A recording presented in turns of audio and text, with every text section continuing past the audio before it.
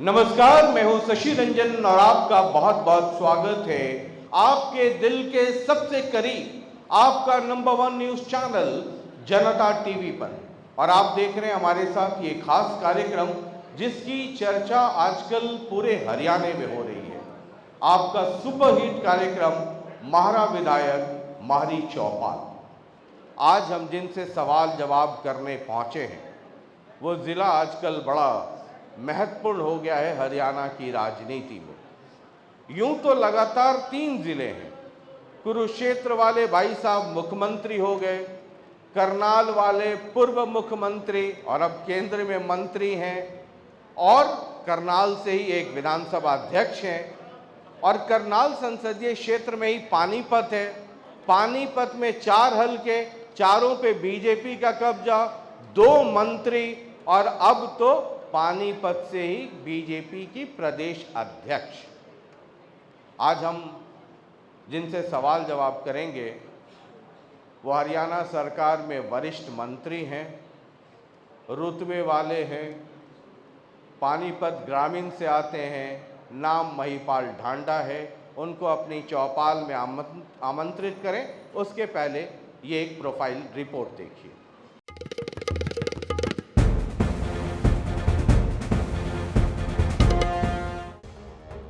आज मारी चौपाल में आ रहे हैं पानीपत ग्रामीण हलके से मारा विधायक महिपाल ढांडा। 2024 विधानसभा चुनाव में महिपाल ढांडा ने अपने निकटतम प्रतिद्वंदी को 50,000 से अधिक वोटों से हराया था। महिपाल ढांडा हरियाणा सरकार में कैबिनेट मंत्री हैं और इस समय स्कूल शिक्षा, उच्च शिक्षा और संसदीय कार्य विभाग संभाल रहे हैं। महिपाल ढांडा कॉलेज जीवन में एबीवीपी के प्रदेश सहमंत्री बने। स्नातक के बाद भारतीय जनता पार्टी युवा मोर्चा से जुड़ गए। महिपाल ढांडा को युवा मोर्चा का प्रदेशाध्यक्ष भी बनाया गया।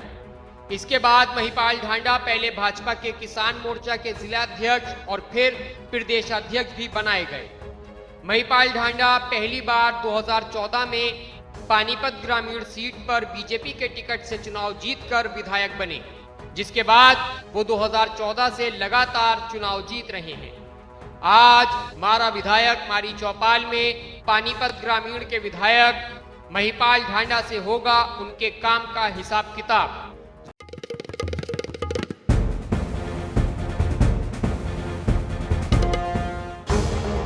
जोरदार तालियों से स्वागत कीजिए पानीपत ग्रामीण विधानसभा क्षेत्र से भारतीय जनता पार्टी के विधायक महिपाल ढांडा का।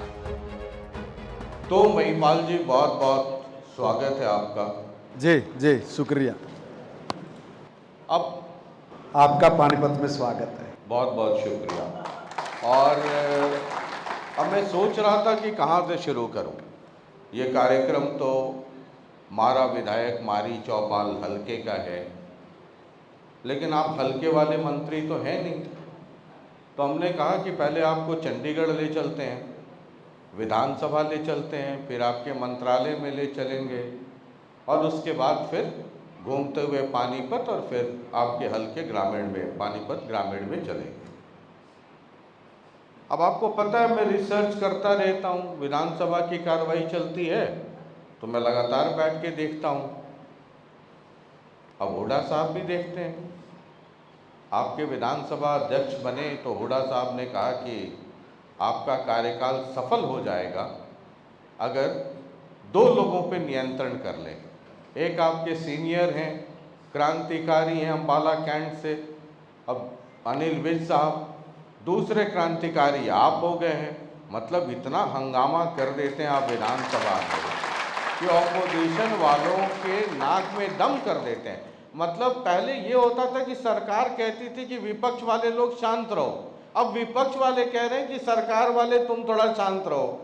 आपको सुनवा देते हैं हुड्डा साहब ने क्या कहा। पुरानी याद है लेकिन ताज़ा हो जाएगी, सुनाइए।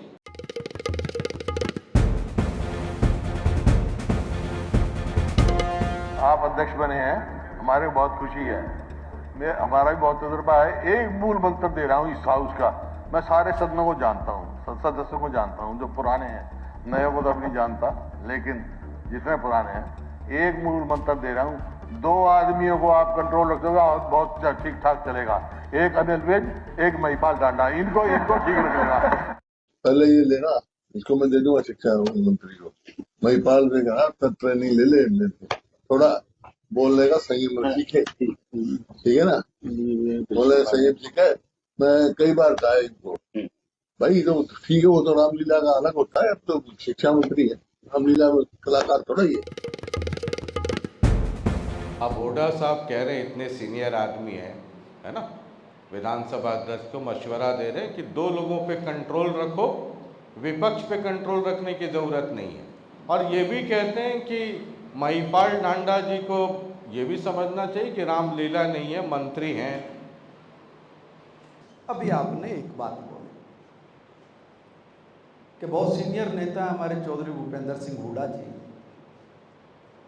वो कहते हैं कि भाई दो लोगों को शांत करिए, विपक्ष को शांत करने की आवश्यकता नहीं है। विपक्ष तो ऑलरेडी शांत है और हम कभी बोलते नहीं। हम जितना बोलते हैं तथ्यों के आधार पे, आंकड़ों के आधार पे बोलते हैं। विपक्ष बिना तैयारी के विधानसभा में आता है, सदन में बिना तैयारी के आके ऊट पटांग बात बोलता है, एक भी बात तथ्य के साथ, आंकड़ों के साथ नहीं होती। जिसके मन में जो आया वो बोलना शुरू कर देता है और इतनी चालाकी के साथ काम करते हैं। वो पहले अपनी जगह पर प्रेस कॉन्फ्रेंस करेंगे, प्रेस कॉन्फ्रेंस करके उसी अखबार की कटिंग लेके विधानसभा में दिखाएंगे कि देखो अखबार में छपा है। मतलब अपनी बात को लेके अखबार में आके बोलते हैं कि देखो अखबार में ये खबर छपी है। झूठ परोसना, झूठ बोलना, सदन को गुमराह करना, जनता को गुमराह करना, क्या इसको बर्दाश्त करे महिपाल डांडा? क्या विज साहब इसको बर्दाश्त करे या पक्ष का कोई भी व्यक्ति इसको बर्दाश्त करे? ये झूठ तो विपक्ष को भी बर्दाश्त नहीं करनी चाहिए। उन्हें तो अपने भी लोगों को कहना चाहिए कि जो बोलो सत्य के आधार पे बोलो। हम आज तक जितनी बार भी विधानसभा में खड़े होकर बोले हैं, एक भी बात ऐसी बताए विपक्ष कि जो तथ्यहीन बात की हो, जो आंकड़ों से बाहर की जाके बात की। अगर आंकड़े उनको चूकते हैं, तथ्य उनको चूकते हैं, तो ये मेरी गलती नहीं है, ये तो उनको अपनी तैयारी करके आनी चाहिए। ये दो लोग ही क्यों चुभते हैं? अनिल विज जी चुभते हैं, अब महिपाल डांडा चुभते हैं, बाकी और भी तो हमारे सीनियर नेता है आदरणीय चौधरी भूपेंद्र सिंह हुड्डा जी, ये तो वही बता पाएंगे। अगर हम लोग किसी गलत बात को जनता में प्रचारित प्रसारित ना हो और सही तथ्य, सही आंकड़े जनता में जाएं, अगर इसके लिए खड़ा होकर उसको जवाब देते हैं तो वो उनको क्यों पिंच होता है? उन्होंने तो पीठ थपथपानी चाहिए कि ठीक है, हमारे आदमियों ने गलत आंकड़ा बोला होगा, आपने इसको दुरुस्त किया है। और जब भी खड़े होकर बोलते हैं तो उस आंकड़े को दुरुस्त करने के लिए बोलते हैं कि आपने ये गलत कहा है और ये गलत बात नहीं परोसी जाती। कहीं ऐसा तो नहीं कि मतलब एक फायर ब्रांड इमेज की बड़ा आक्रामक नेता है महिपाल डांडा, यंग भी है, हैंडसम भी है, एग्रेसिव भी है ना, तो दबदबा बनेगा, तो विधानसभा से अच्छा क्या मौका होगा जहाँ रगड़ दो सबको?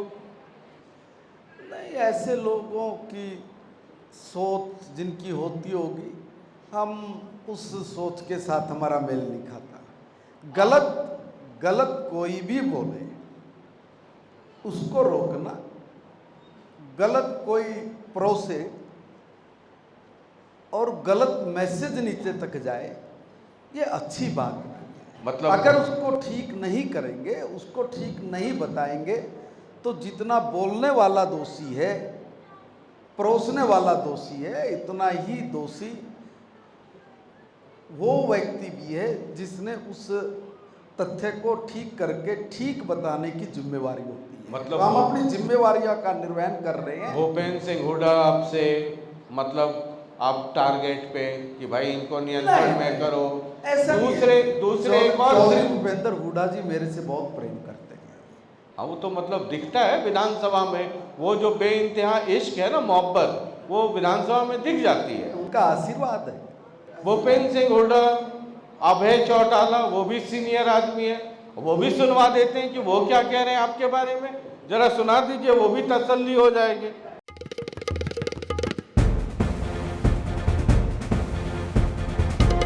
ढंडा के तू तो बोलना सीख ले। मैं जब विधानसभा का मेंबर था एक दफा गलत बोला था, उसके बाद 10 साल में मेंबर रहा, और ये भी 10 साल रहा, चू ही नहीं करी। ढांडा एजुकेशन मिनिस्टर नहीं है, उसके सास और ससुर दोनों की कट गई। उनकी इसलिए काट दी क्या कि उन्होंने उम्र 48 साल लिख रखी थी। ये 48 साल के थे, ढांडा ये है 50-55 साल का तो है कि नहीं है। तो उसके सास ससुर 70 साल से ऊपर हो गए कि नहीं होंगे, उन दोनों की कट गई। देखिए, सारा प्रदेश भी जानता है, सदन भी जानता है कौन चू करता है, कौन चू नहीं करता है। गलत आचरण, गलत व्यवहार ये कहीं भी ना सहन करने योग्य होता है, और ना ही ऐसे व्यक्तित्व जो इस तरह के आचरण और व्यवहार के दम पे किसी को दबाने का प्रयास करें।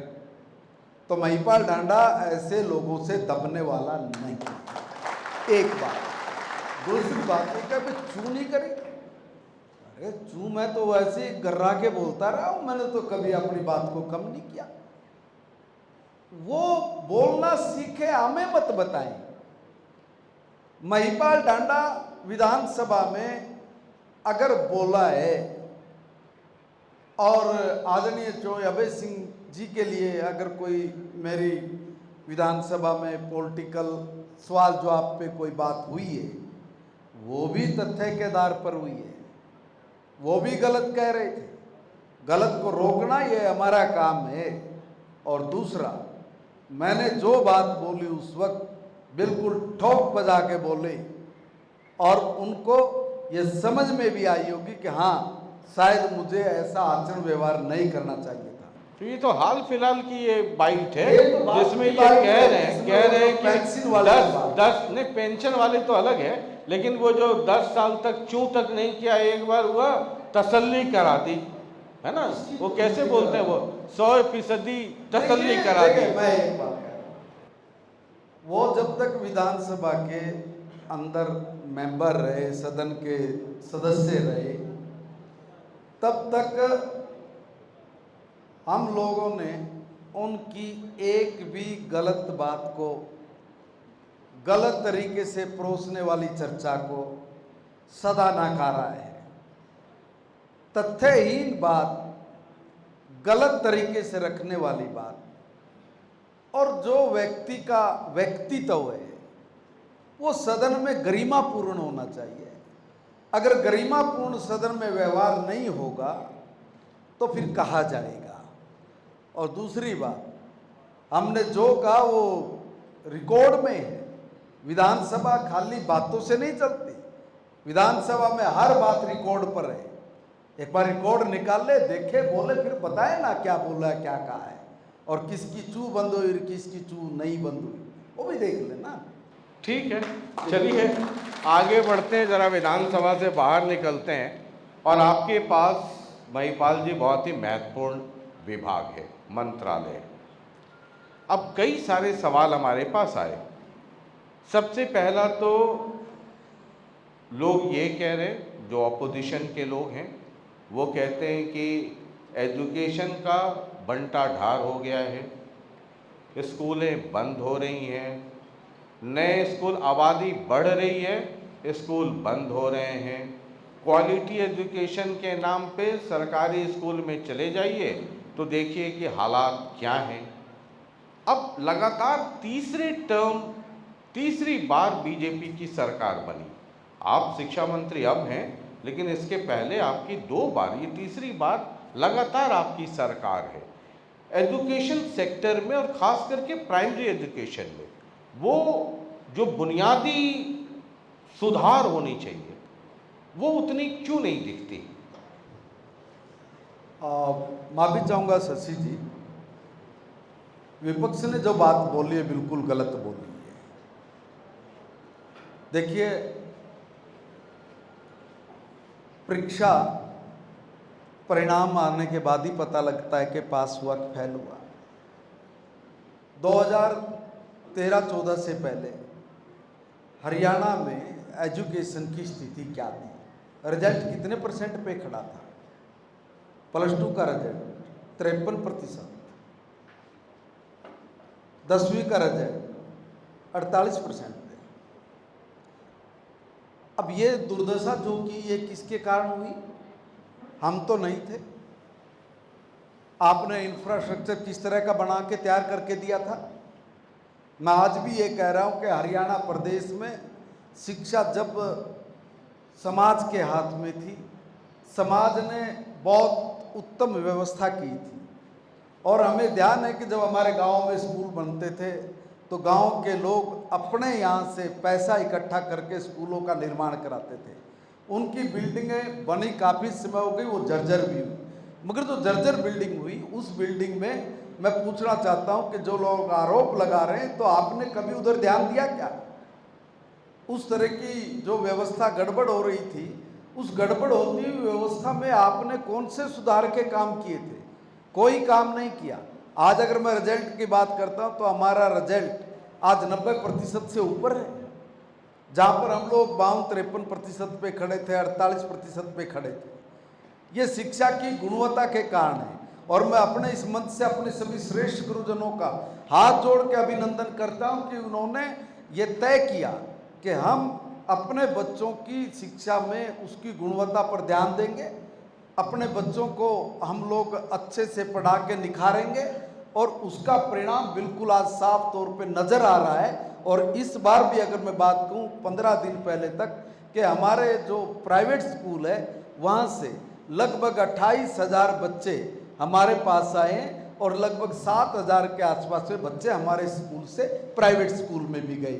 जो इतनी बड़ी संख्या में बच्चा आया है, अभी 10 दिन पहले तक का, ये छुट्टी से 10 दिन पहले का आंकड़ा था, अब वो और भी बड़ा होगा, मुझे इसमें पूरी उम्मीद है। मतलब आप ये कह रहे हैं कि प्राइवेट स्कूल से जी सरकारी में बिल्कुल आ रहे हैं लोग। जी।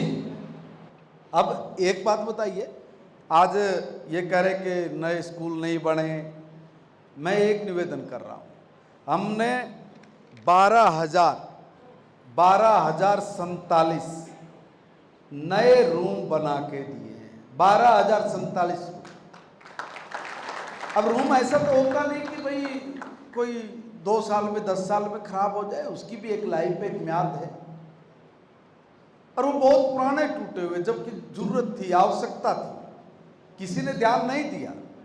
हमारी सरकार आई, हमारी सरकार ने ध्यान दिया, हमारी सरकार ने 12,047 रूम्स नए बना के दिए। और अभी इस सेशन की मैं बात करूं, अगर अप्रैल 24 से लेकर 26 तक, तो हम लोगों ने नई स्कूल की जो बिल्डिंग बनाई है वो 935 बिल्डिंग नए स्कूल हमने बनाए हैं, 935। और उसमें से 28 स्कूल हमारे बिल्कुल कंप्लीट भी हो गए, 28 स्कूल हमारे उसमें कंप्लीट हुए, और लगभग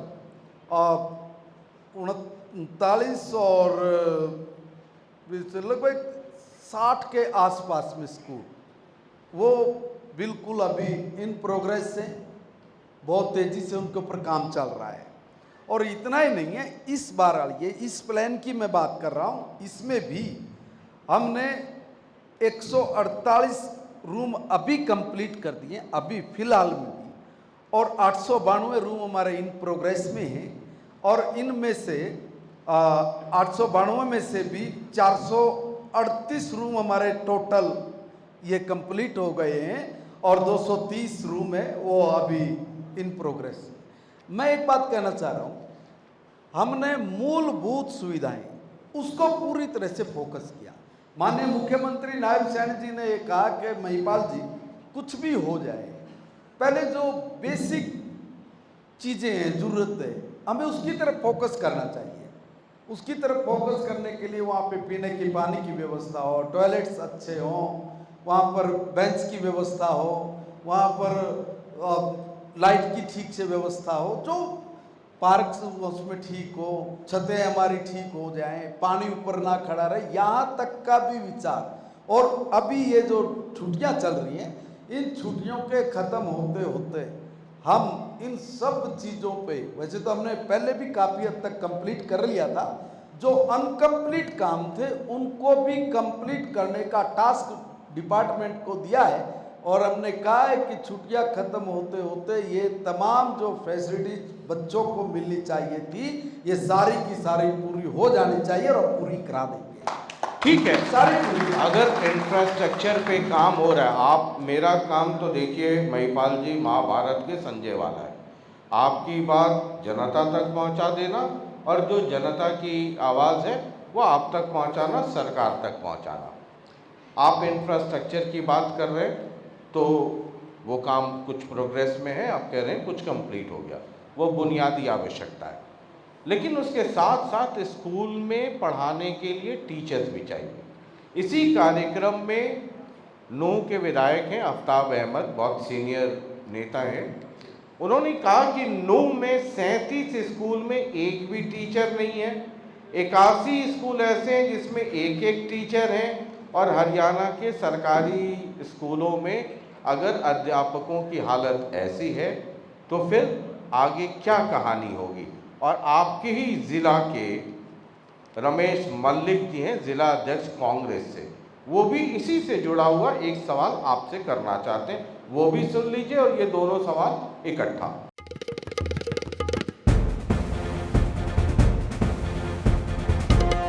पिछले दिनों से देख लो आप, जो भर्ती हुई थी, कोई शिक्षा के क्षेत्र में कोई इन्होंने अलग भर्ती की हो, उल्टा इन्होंने बच्चे आए हैं जो हमारे नए बच्चे पढ़ लिख करके कोई MA MPhil PhD करे हुए बच्चे हैं जिन्होंने JRF क्लियर किया है, उन लोगों को भी ये इनके जो यहाँ पे भर्ती बोर्ड बनाया है, वो लोग भी इनको डिस्क्वालीफाई कर रहे हैं। ये कह रहे हैं आप लोग उसके लायक ही नहीं है। जो यहाँ से एजुकेशन कर करके बच्चे जो MA MPhil PhD कर करके JRF क्लियर कर करके वो यहाँ पे अपने टेस्ट देते हैं, उनको ये लोग कह रहे हैं कि भाई आप लोग इसके लायक नहीं हो। ये कहाँ की शिक्षा प्रणाली है? कोई भी नुमाइंदा है, जो प्रत्याशी है, जो विधायक बना है, मंत्री बना है, उसकी अपने लोगों के प्रति जवाबदेही होती है। ज़्यादा नहीं तो महीने में एक बार एक दिन तो निकाले, लोगों के बीच में जा करके लोगों की जो मान ले जन समस्याएं हैं उनको सुने, उनको जा करके उनको दूर करे। ये थोड़ी होता है कि भाई हम बैठे गाड़ियों में, बड़ी बड़ी गाड़ियों में बैठे और अपना चंडीगढ़ जा करके लेट गए। लोगों के प्रति जवाबदेही है, उस जवाबदेही को पूरा करें। नहीं, एक सवाल जो बाद में उन्होंने कहा कि रमेश मल्लिक जी, मैं ये जब कार्यक्रम अभी कर रहा हूँ और ये जो भीड़ आप देख रहे हैं, ये महिपाल जी के जनता दरबार की ही भीड़ है, तो इससे तो इत्तेफाक नहीं रखता हूँ। और आपको मेरे बारे में पता है कि मैं दिन को दिन और रात को रात ही कहता हूँ। मैं उस तरह वाली मोहब्बत नहीं करता कि तुम दिन को दिन कहो, रात को रात और रात को दिन कहो, तो ये वाला तो आपका सवाल वाजिब नहीं है। हाँ, जो भर्ती है महिपाल जी और जो शिक्षकों की कमी है, जो आफ्ताब अहमद ने सवाल उठाया था, उस पर बतौर शिक्षा मंत्री आपका जवाब। सर, मैं आपकी बात को कहूँगा कि सवाल पूछने वाले भी कमाल करते हैं, सवाल पूछने वाले भी कमाल करते हैं, खुद के दामन पर दाग और हमसे हिसाब करते हैं। काम हमारा बोलता है सड़कों पर, ये सिर्फ कागजी इंकलाब करते हैं। सर, कमाल की बात है। मुझे एक बात बताइए, आफ्ताब अहमद जी ने भी बात कही, हमारे सम्मानित बड़े भाई हैं मेरे मलिक जी, उन्होंने भी एक बात कही। इन्होंने कभी अपने गिराबा में डाल झांक के देखा, दशकों तक किसकी सरकार रही? मेवात में जो आपने पर्सन खड़ा किया है, क्या व्यवस्था करके दी आपने? कोई तो व्यवस्था खड़ी करके दी होगी ना। आप हम पे तो उंगली उठा रहे। अब ये कहना आसान है कि भी आपने क्या किया, हमने तो किया। आपने क्या किया था?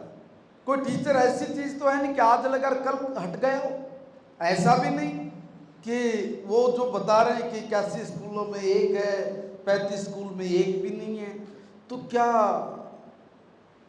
रिटायरमेंट हो गए सब लोग? और रिटायर हुए थे तो आपने भर्ती प्रक्रिया के लिए क्या किया? वहां की भूगोलिक स्थिति के बारे में हमसे बेहतर आपको पता है। मगर हमारी सरकार ने पहली बार इस चीज को ध्यान से देखा, समझा कि भाई रीजन क्या है, कारण क्या है, क्यों वहां पे कोई टीचर नहीं रुकना चाह रहा है।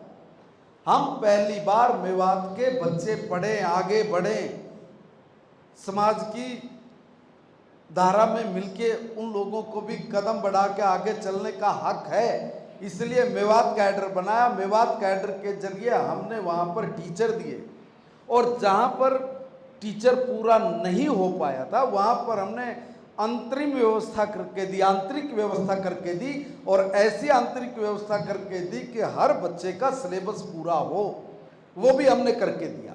और ये सवाल उन्होंने विधानसभा में भी उठाया, और विधानसभा में मैंने उसका जवाब भी दिया था, और जवाब ही नहीं दिया था, उनके साथ बैठ के इस पे आगे की रणनीति बना के कैसे हम लोग इस समस्या का निजात पा सकते हैं, उस पर भी हमने काम किया। और काम ये किया कि जैसे ही अब ये छुट्टियां खत्म होंगी, हमने वहाँ सब टीचरों की लगभग हम लोग व्यवस्था पूरी कर चुके होंगे। ये हमने उनसे वायदा किया था, हम लोग उसकी तरफ बढ़ रहे हैं। मगर सिर्फ इल्जाम लगा देना ये तो ठीक बात नहीं है भाई। आप को ये देखना चाहिए। तभी फिर एक बात बोलिए, फिर ये कहेंगे कि आप विधानसभा में इनको चुप करिए, इनको बिठाइए, ये नहीं बोलने चाहिए।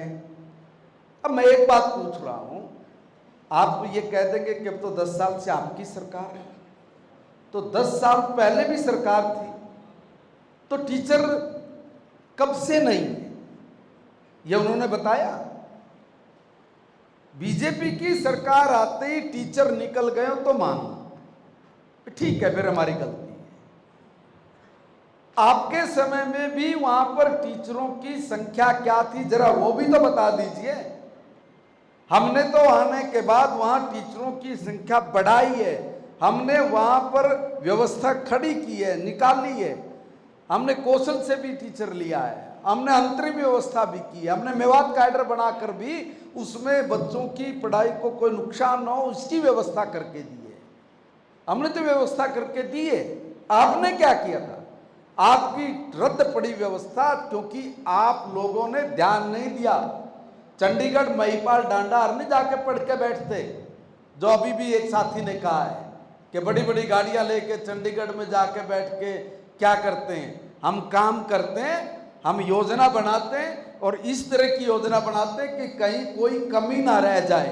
उस कमी की पूर्ति के लिए हम वहां पर सैर सपाटे के लिए जाके कोठियों में सोने के लिए नहीं जाते। ये किन पर लागू होती है वो अपना आकलन करें। ठीक है, अभी आप ये कह रहे थे कि हमने कई सारी, आप आंकड़ा भी बता रहे थे कि हमने इतने नए कमरे बना दिए, इतने इन प्रोसेस है, इतनी बिल्डिंग्स बन गई, लेकिन आपके इलाके से आम आदमी पार्टी के ज़िला प्रभारी हैं।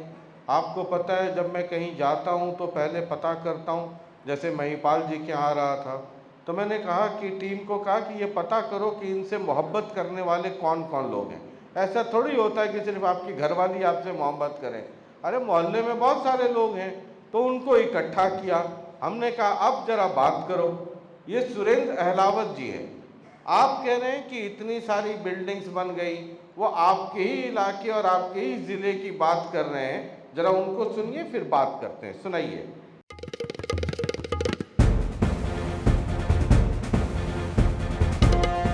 कि पानीपत ग्रामीण के जो विधायक हैं उनको मंत्री बनने का भी सौभाग्य प्राप्त मिला हरियाणा सरकार में, और वो प्रदेश के शिक्षा मंत्री की उनके पास जिम्मेवारी है। और शिक्षा मंत्री की जिम्मेवारी होती है कि वो सारे प्रदेश के स्कूलों को दुरुस्त कराए, उनका अच्छा प्रबंधन करे, अच्छे स्कूल हों, अच्छी शिक्षा बच्चों को प्राप्त हो।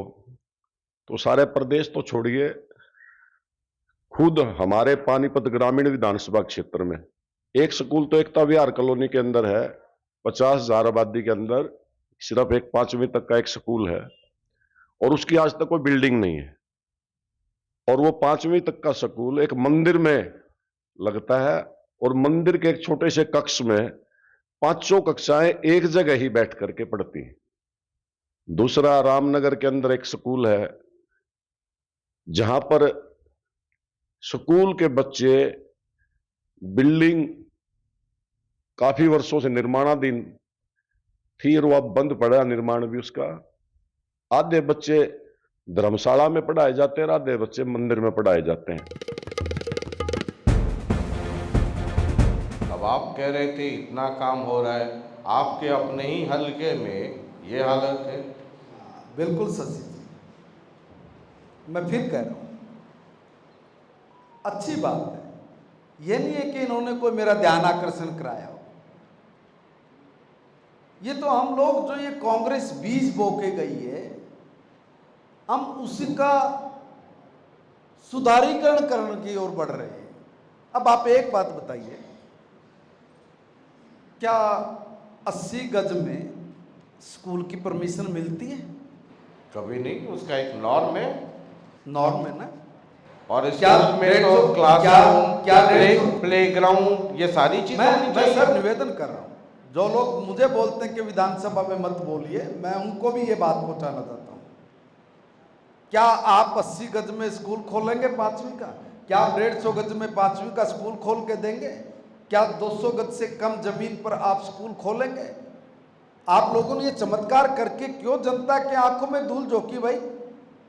आप रामनगर की स्कूल की बात तो कर रहे हैं, मगर आप ये तो बताइए ना कि रामनगर का स्कूल कितने गज में है?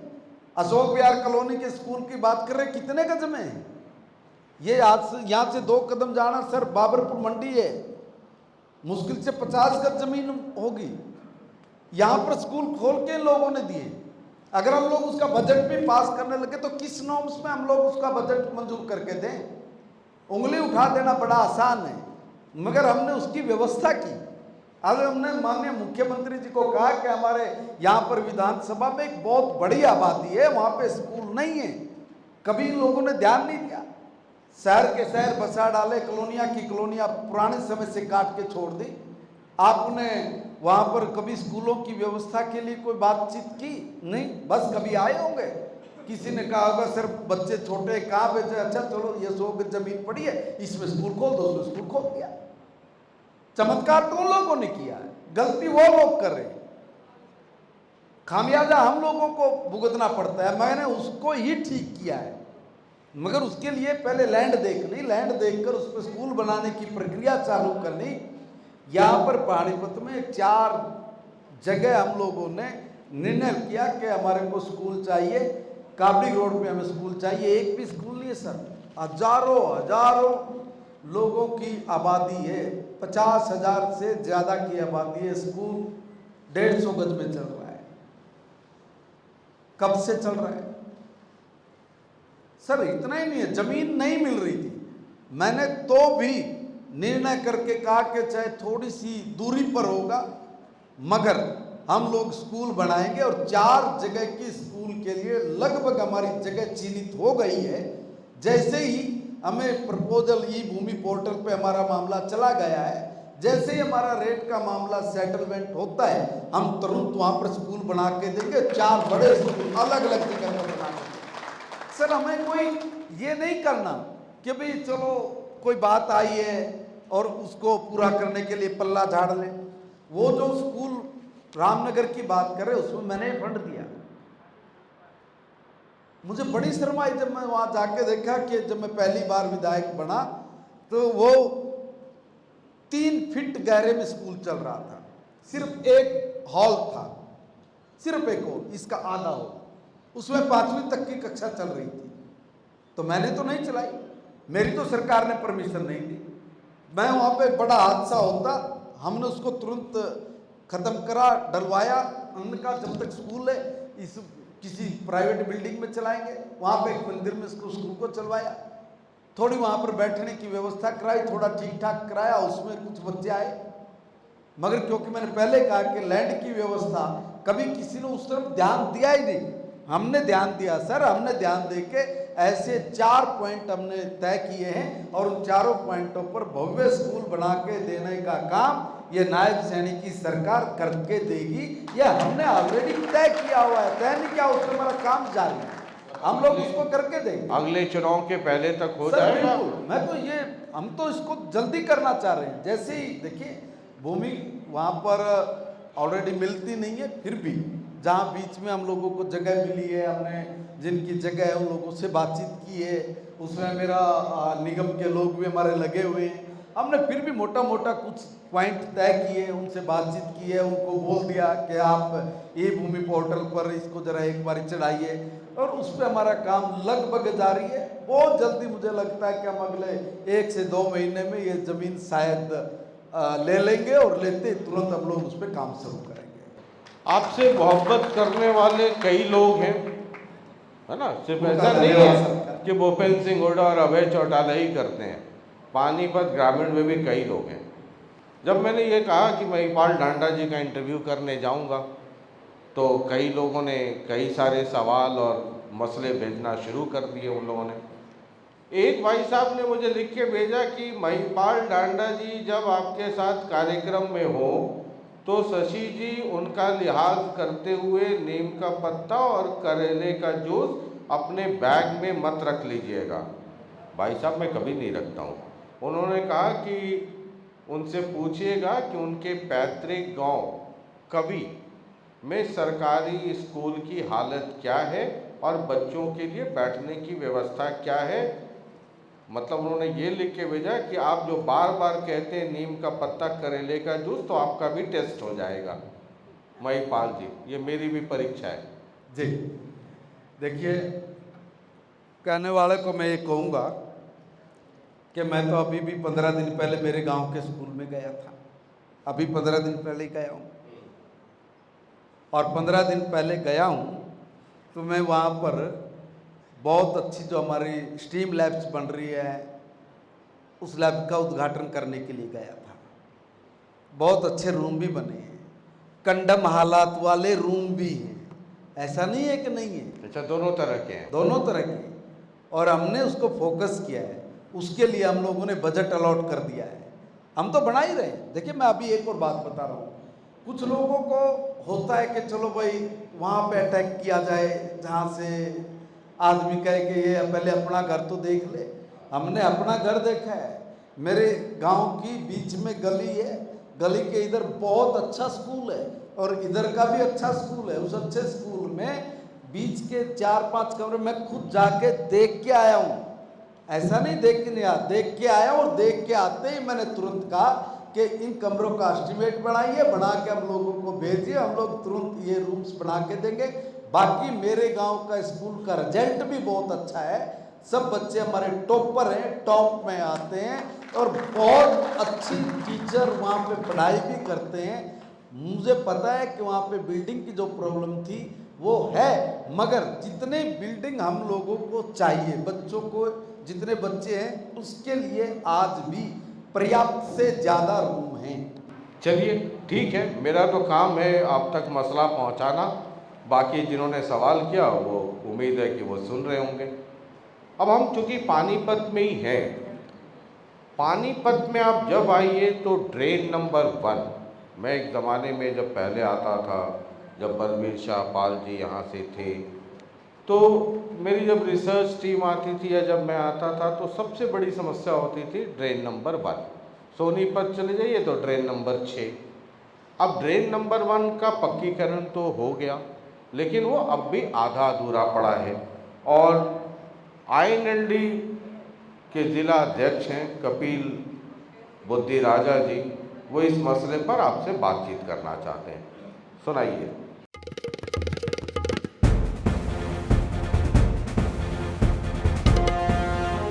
बात करें पानीपत ग्रामीण विधानसभा की, पानीपत जिले की, तो कहीं भी सफाई व्यवस्था नहीं है। आज आप पानीपत के चारों तरफ आउटर पे एक नाला बहता है, आप देखेंगे उसमें इतनी गंदगी है, उसके साथ की सड़कें पाड़ रखी हैं, चलने से लोग परेशान हैं। जो साथ के जंगले हैं वो जंगले आधे से ज़्यादा 70-75% तक जंगले टूट के कबाड़ी उठा के ले जा चुके हैं। सरकार का उस पर कोई एक्शन नहीं है, उसका रिन्यूअल नहीं है, उसे दोबारा बनाया नहीं जा रहा।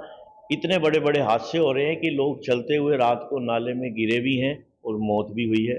शर्मनाक बात है, क्या दिखाई नहीं दे रहा? सफाई व्यवस्था पे करोड़ों के घोटाले हो रहे हैं, सड़क योजनाओं पे करोड़ों के घोटाले हो रहे हैं। नज़र में तो अगर मैं व्यक्तिगत बात करूं तो पानीपत जिला हरियाणा प्रदेश का ही नहीं, इस देश का सबसे गंदा, सबसे अव्यवस्थित, सबसे ज़्यादा अप्रशासनिक व्यवस्था, सबसे ज़्यादा निकम्मा जिला अगर कोई पानीपत में है तो वो, अगर कोई जिला प्रदेश में है तो वो पानीपत है। और मैं इसका श्रेय पानीपत के विधायकों को देता हूँ कि आप धन्य हैं।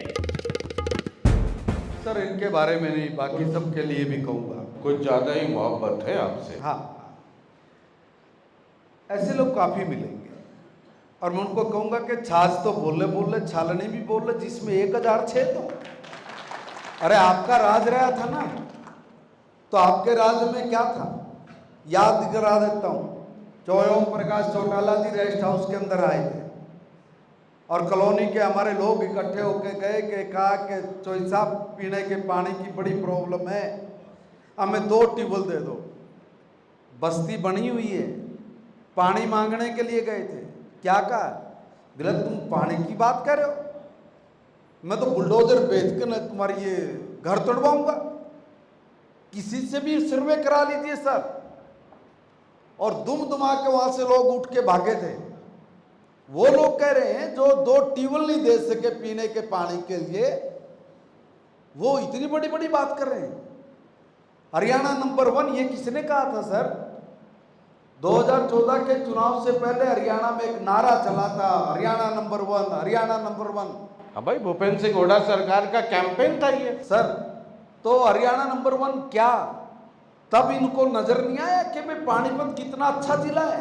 तब तो बहुत बढ़िया जिला था सर। पानीपत में कीचड़, गंदगी, बदबू, इसके अलावा कुछ भी नहीं था। जहां मेरे कॉलोनी के बहुत सारे लोग बैठे हुए हैं, एक आदमी ये बताए कि हम कब पक्की सड़क पर चले, कब पक्की सड़क पर चले, और उससे पहले कैसे चलते थे सर? गंदगी और ईंट रख के लोग वेट करते थे, उधर वाले आदमी ने अगर इधर आना है तो पहले इधर वाला उधर जाएगा, फिर उधर वाला इधर से इधर आएगा, ईंट के ऊपर पैर रख रख के। एक जगह की नहीं, पूरी पानीपत ग्रामीण विधानसभा की यही हालत थी।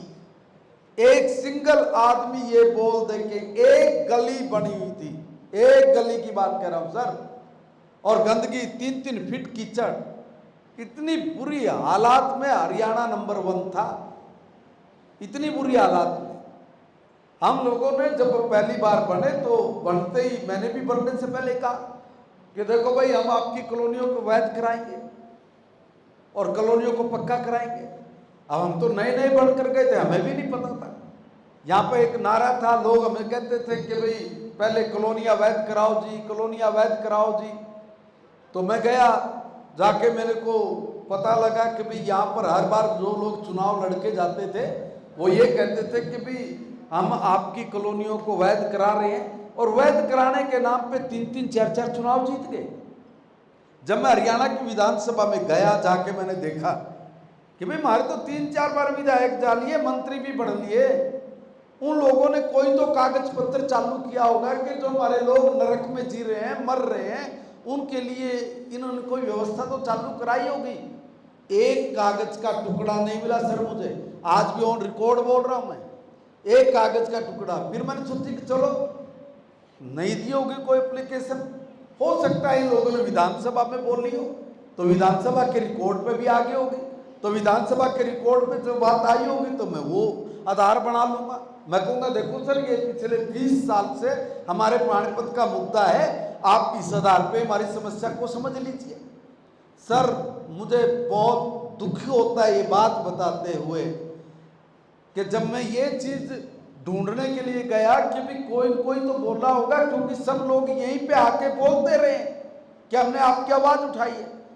1 मिनट के लिए भी मेरे शब्द नोट करना सर, दिखाना, पानीपत के एक भी विधायक ने 1 मिनट के लिए भी हरियाणा की विधानसभा में खड़ा होके कुछ भी नहीं बोला। कॉलोनियों की बात छोड़ दो, किसी भी विषय पे कोई बोले, मतलब खड़ा होके बोला ही नहीं। ऐसे लोगों को चुनकर गए सर यहां से, वो लोग हमें कहते हैं, मैंने इसलिए कहा कि वो हमसे हिसाब मांग रहे हैं, रिंग क्लब के नारे लगा रहे हैं। सर जब मैं वहां पे लगा तो मैंने ये कहा कि हमारी कॉलोनियों में लोग मर रहे हैं, नाक पर रुमाल रख के चलते हैं, उनके बच्चे बीमार हो जाए, बेचारे कहीं आ जा नहीं सकते, उनको पीने का पानी नहीं मिल रहा सर, वो बहुत दुखी हैं, नरक में जी रहे हैं। मैं मुख्यमंत्री जी के साथ जाता था और कुछ काम नहीं कहता था, मुझे तो कहने लगे कॉलोनी वाला नेता आ गया।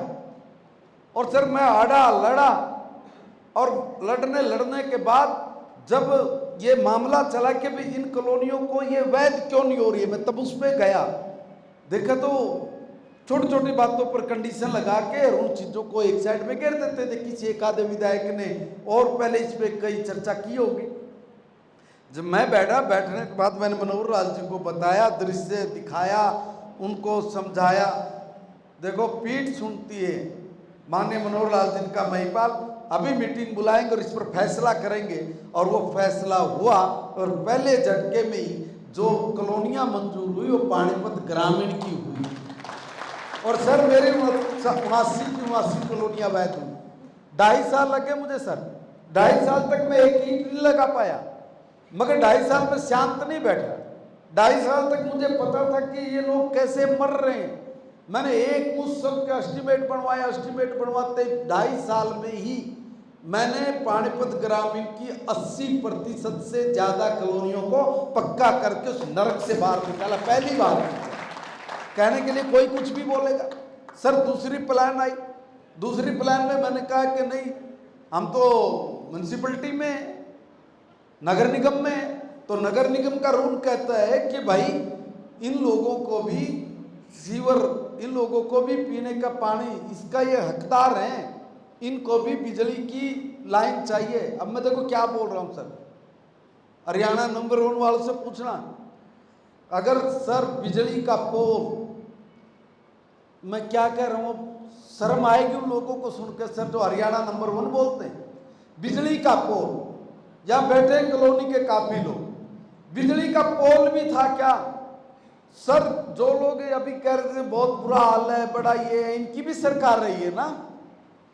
कितने बिजली के पोल, 6 साल सरकार रही, 6 बिजली के पोल बताए ना, ये गाड़े थे हम लोगों ने सर, किलोमीटरों तक बल्ली पे लकड़ी की बल्ली पे, वो भी लोगों की, उसके ऊपर इतने मोटे मोटे बंडल तारों के लटक रहे किलोमीटरों तक सर, एक भी पोल नहीं। हजारों हजार बिजली के पोल लगा के पहले उस बीमारी से निजात देना, ये किसने किया? ये वहां कोठी में पढ़ने वाले लोगों ने नहीं किया, ये उन लोगों ने किया 24 घंटे उन लोगों के बीच में खड़े रहे, उनकी समस्या को सुनते रहे, जानते रहे। सर हजारों हजार पोल लगाना, तुम बताइए ना कहाँ पे कोई पोल गाड़ा आपने? सर बिजली जैसी बुनियाद, जिसका बिल भर रहे हैं लोग, जिसका बिल भर रहे हैं, मीटर है, उसको बिजली का पोल नहीं दे पाए ये लोग।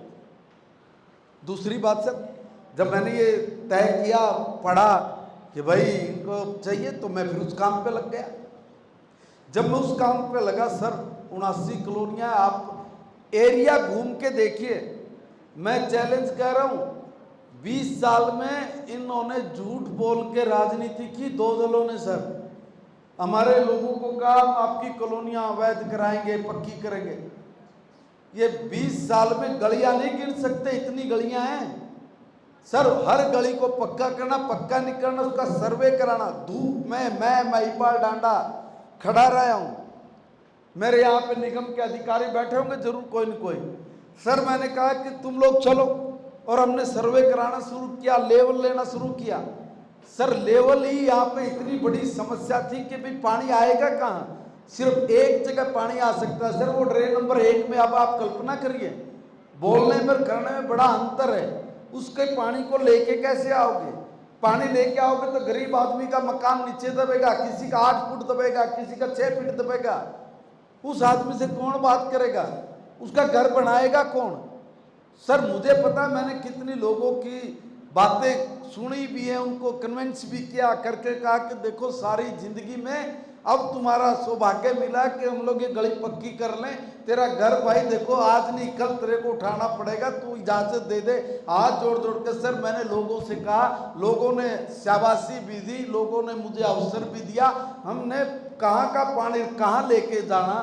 सर एक बारी हल्की सी व्यवस्था बनानी, और वो इतना बड़ा चैलेंजिंग काम था कि कोई सोच नहीं सकता था। सर हमने खड़े होकर लेवल लिया और लेवल लेके लोगों को कहा कि देखो भाई तेरे घर में ये प्रॉब्लम आएगी। उसे खुश हुआ, उसने कहा सर इस बीमारी से निकाल लो, जैसे मर्जी करो।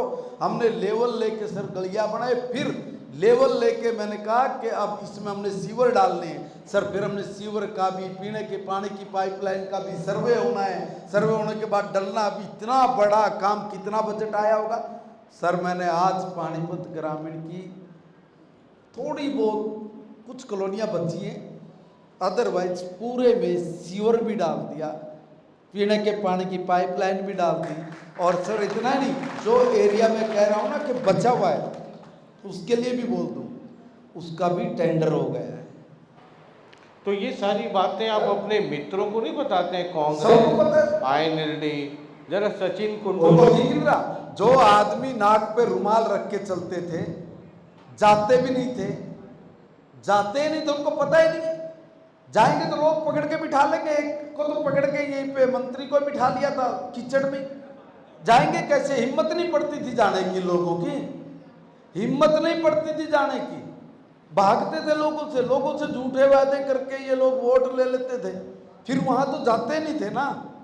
गलती से भी नहीं कोई जाता था, गलती से भी। एक आखिरी, चूंकि अब समय हम ज़्यादा जाने, 5 काम जो आप चाहते हैं कि आपके हलके में अगले चुनाव के पहले पूरे हो जाए। Point number 1। देखिए सर, पॉइंट नंबर 1 ये कि मेरे यहाँ पे एक ड्रेन नंबर 2 है, जिसका हम जिक्र कर रहे थे, जिसमें थोड़े टुकड़े पे मैंने कहा एनजीटी से लेकर स्टे तक ये सब चीज़ें लगी हुई है, उसका एक परला पार्ट है। मेरी बहुत दिनों की एक ख्वाहिश थी कि जैसे हमारे यहाँ पे घूमने फिरने के लिए कोई जगह नहीं है, जैसे सुखना लेक है ना चंडीगढ़ में, के आदमी आए बड़े आराम से घूमे फिरे, थोड़ा ठीक वातावरण हो। एक 2.5 से 3 किलोमीटर का ये टुकड़ा है सर। इसका लगभग 100 करोड़ रुपए के आसपास का एक एस्टीमेट मैंने तैयार कराया है।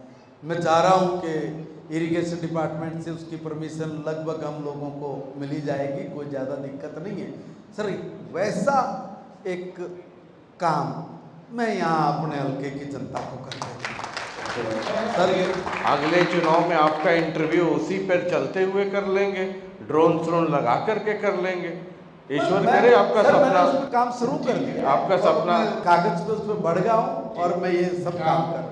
सपना नंबर 2। सपना नंबर 2 है सर कि मैं ये चाहता हूँ कि हमारे जो खाली एक पानीपत ग्रामीण नहीं सर, मेरा ये कि मैं अपने ज़िले के ऐसे 50 स्कूल मैं चिन्हित कराने लग रहा हूँ। क्योंकि 50 स्कूलों में जैसे हमने सुपर 100 का एक कार्यक्रम शुरू किया और जिसका मैंने रिजल्ट बताया कि कितना ज़बरदस्त है सर, ऐसे सुपर 40 ये कार्यक्रम चलाना चाहता हूँ। बहुत अच्छी बात है, बहुत ही अच्छी बात है। ईश्वर करे आपको सफलता मिले। 50 अगर हम सर उसमें सुपर 40 चालू करके अगर इस पैटर्न पर लेके चले गए तो मैं समझता हूँ कि ये मेरे जीवन का बहुत उत्तम काम होगा, बहुत बड़ा काम होगा। और इसलिए मैंने कहा कि ईश्वर आपको कामयाब करे। काम नंबर 3 सर, काम नंबर 3 है कि हमारे जो म्यूटेशन के मामले हैं, जिसकी तरफ जो ये लोग बोलते हैं ना, उनका ध्यान ही नहीं है, उनको पता ही नहीं काम क्या करना है। जैसे ये कॉलोनियाँ कैसे वैध होंगी नहीं पता था, फिर कैसे पक्की होंगी नहीं पता था। बोलने वाले कहते हैं कि एक भी काम नहीं हुआ। सर, अब मैं पूछना चाहता हूँ कि कॉलोनियाँ भी कांग्रेस के राज में कटी थी, चौटाला के राज में कटी थी। उनसे मैं पूछना चाह रहा हूँ कि भाई उन हजारों हजार लोगों का म्यूटेशन, उनका इंतकाल नहीं हो रहा, कैसे करोगे? जमीन नहीं है सर, इतना बड़ा काम है, गरीब आदमी मरा पड़ा है, अगर उसने बेचारे ना अपना कहीं घर पर लोन लेना हो, अगर उन्हें बेचना हो, सर इतनी बड़ी समस्या है, इतना ही बड़ी समस्या है कि उसका समाधान निकलना बहुत टेढ़ा है। मैं विधानसभा से चाहे और कोई भी रास्ता अपना के उनको कोई नंबर दें या कोई और वैकल्पिक व्यवस्था उसकी निकले कि ताकि एक गरीब आदमी जो मरा पड़ा है, जिसने पैसा भी दे दिया, जिसने रजिस्ट्री भी करा ली, मगर उसका घर उसके भी नाम नहीं है।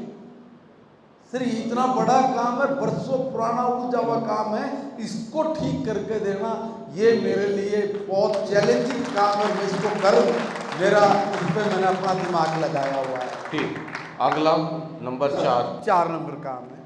देखिए हमारी जितनी यहाँ पे PH और CH जितनी भी, जैसे हमने दतलाना में शुरू कर दिया, खोतपुरा में शुरू कर दिया, ऐसे ही हम चाह रहे हैं कि हर जगह हमारा 100% डिलीवरी हट हो जाए, 100%। ठीक, बहुत मतलब सर उसकी बहुत गंभीरता नहीं समझ में आ रही होगी, मगर क्योंकि मैं ज़मीन पर रहता हूँ, वहीं काम करता हूँ, मुझे पता है कि वहाँ पे प्रॉब्लम क्या है और उसको कैसे हम लोग दुरुस्त करें।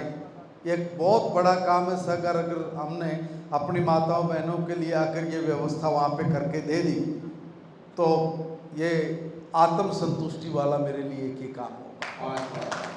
सर 5वां काम मेरे लिए बहुत ज़रूरी है कि मैं अपने पानीपत ज़िले के हर स्कूल में कोई कमी ना रहे, इसको मैं चिन्हित कराने लग रहा हूँ, चिन्हित करने लग रहा हूँ।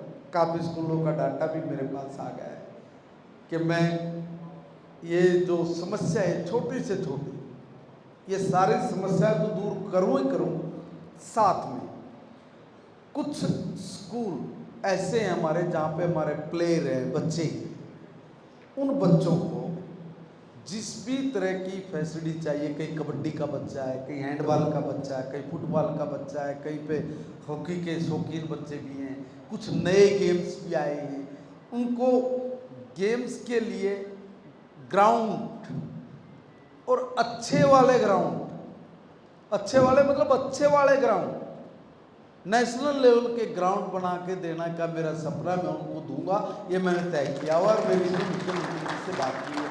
सर मैं एक और बात इससे जुड़ते हुए कहता हूँ, कुछ लोग कहते हैं कि भाई जैसे क्या कर दिया क्या नहीं कर दिया, हमें कह देते हैं सर आप जैसे व्यक्ति ने किसी ने राय दी होगी, हमारे पास भी आती होगी, इसलिए मैंने कहा मैं कभी झिझकता नहीं किसी से भी राय लेने में। हम ही बुद्धिमान थोड़े नहीं हैं, दुनिया में एक से एक आदमी पड़ा है भाई। अगर आपकी करने की नीयत है तो आप उसको कर सकते हैं, उनसे समझ सकते हैं, इसलिए मैं सीखने का प्रयास भी करता हूँ और जो अच्छा होता है उसको लागू भी करता हूँ। उसी कड़ी में हमने एक बहुत बेटर काम किया। मैं पूछना चाहता हूँ सर, मिड डे मील में जब ये लागू हुआ तो क्या दे रहे थे आप बच्चों को? मगर हरियाणा स्टेट है, हरियाणा स्टेट तो प्लेयर का स्टेट है, हम लोग मेडल यहाँ से जीतते हैं, बाकी काम करते हैं। हमने अपने बच्चों के हेल्थ के लिए कभी सोचा? सर जब मैं शिक्षा मंत्री बना, बनते ही मैंने तय किया कि नहीं, इस भोजन में कहीं प्रोटीन नहीं है, इसलिए प्रोटीन बार उनके खाने में तब्दील करना। सर हिंदुस्तान में हरियाणा एकमात्र स्टेट ऐसा है जो अपने मिड डे मील में इस तरह की सुविधा उपलब्ध करा के बच्चों को पोषित करने का काम कर रहा है। दूसरा अभी तमिलनाडु है जिसने अभी कागज चालू किया है, दिया नहीं है, वो हरियाणा से देख के भी ये कैसे दे रहे हैं, अपना कागज चालू किया।